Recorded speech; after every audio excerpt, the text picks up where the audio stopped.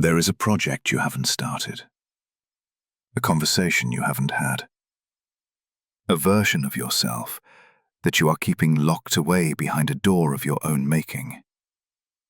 You tell yourself you're waiting for the right time. You tell yourself you're perfecting the plan, or that the stars haven't quite aligned yet.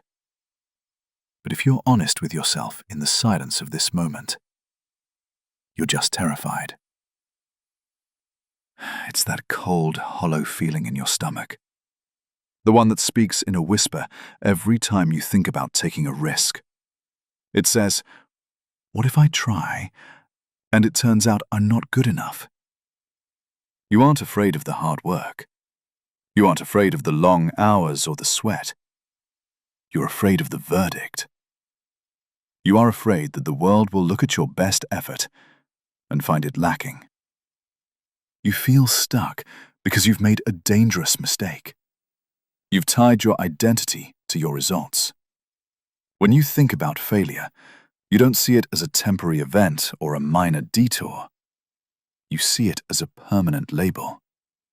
You think, if the business fails, then I am a failure.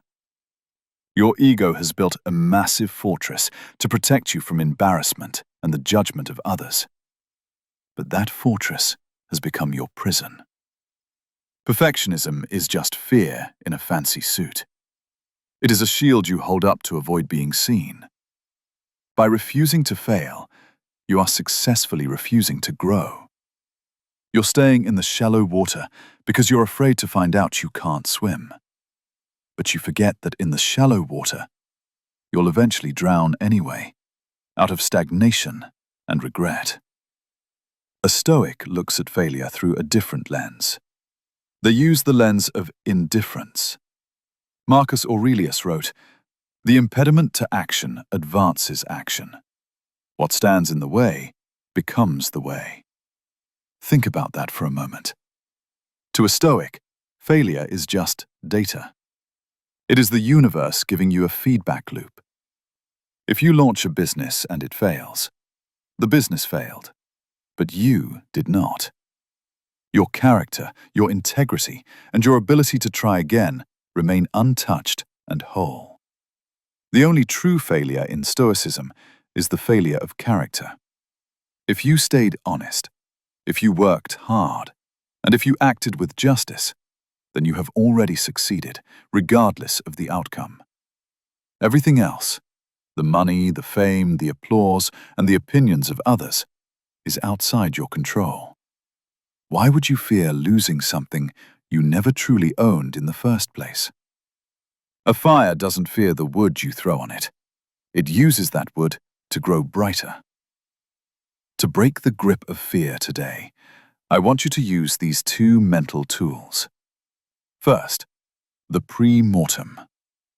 Sit down in a quiet place and imagine the absolute worst-case scenario. Don't look away. See the failure in detail.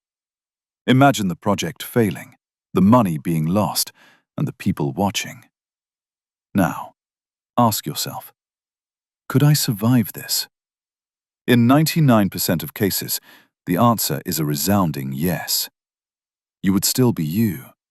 You would still have your mind. Fear loses its power when it loses its mystery.